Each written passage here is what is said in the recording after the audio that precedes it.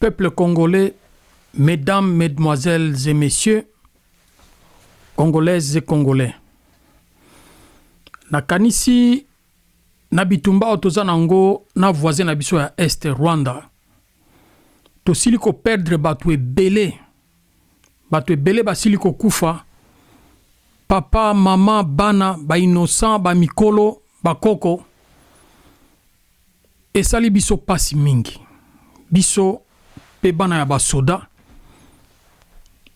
Kolongwa na forces armées zaïroises tiko koma na FRDC. Nanto tikala komona dégâts ya boye ya niveau yote. Oye uti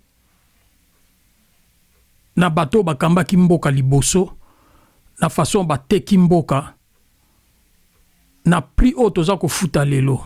Ba mingi bakufi na Est.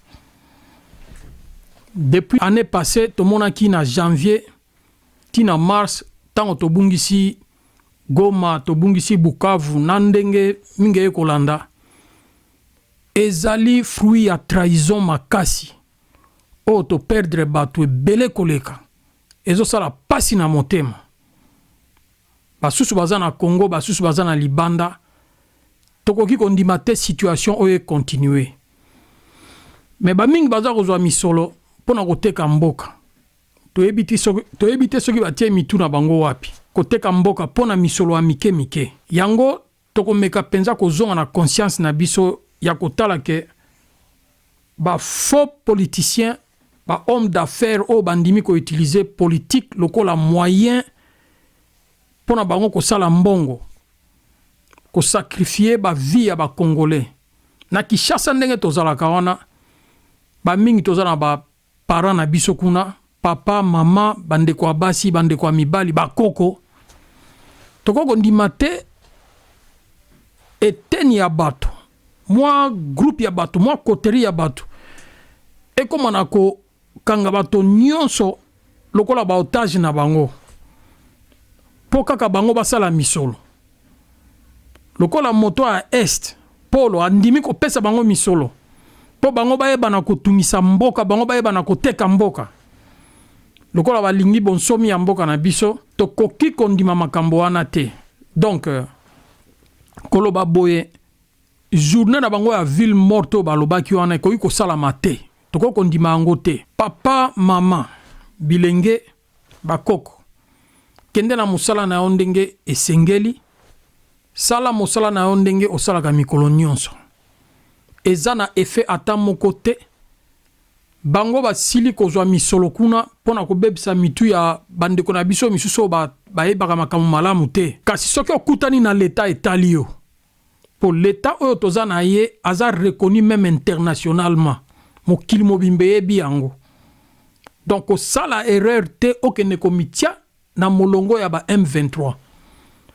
To omitia na molongo ya ba faux politiciens oyo basili kozwa misolo ya monguna moneno azoko bundisa biso. Toko continuer na lokota ya français pona ko meka ko expliquer muke na bandeko pe balobaka lokota wana. La ville morte détourne l'attention du vrai danger. L'agression extérieure venant du Rwanda par Kagame son président et de la France par Macron son président. Pourquoi la ville morte du 3 juin est une erreur grave?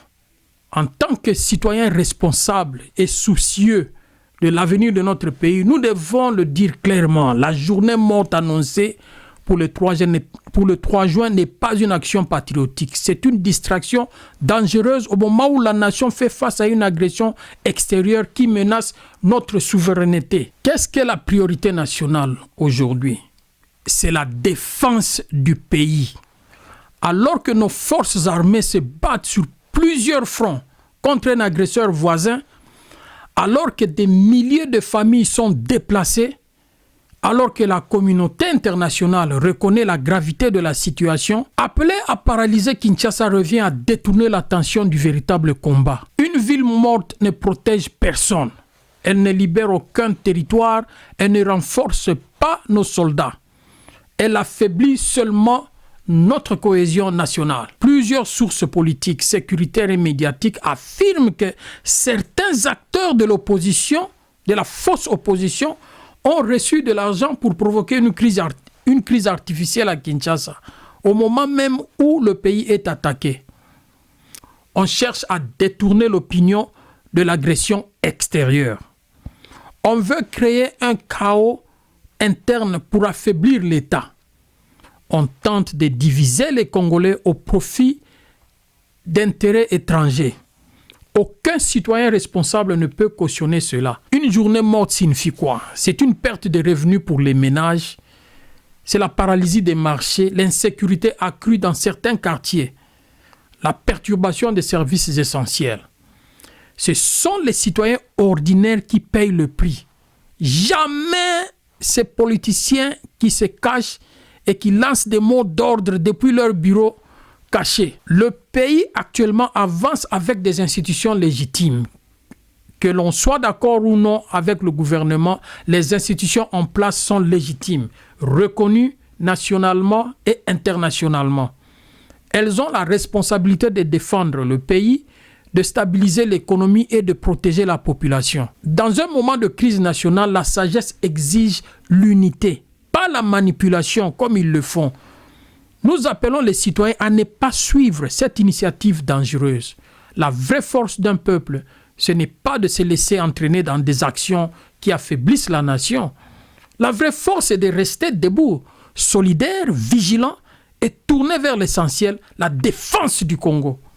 Nous appelons donc les travailleurs à poursuivre leurs activités, les commerçants à ouvrir leurs portes, les jeunes à refuser la manipulation, les leaders d'opinion à prôner la paix et la responsabilité. Ne vous faites pas corrompre, n'acceptez pas l'argent de l'ennemi pour vendre le pays. La journée d'aujourd'hui doit être une journée de patriotisme éclairé derrière le révolutionnaire Fachi Beton. Elle doit être une journée de lucidité. Le Congo est attaqué, vous le savez. Le Congo a besoin de nous unis. Le Congo n'a pas besoin d'une ville morte. Pour bazana mitu na motoma ngongi. Pas si to connaître na est la République démocratique du Congo. Eza na talote. Mindele basili koyeba bomengo eza na kati ya mboka. Toza ko travailler na bato o bandimi ko kabola na biso 50-50.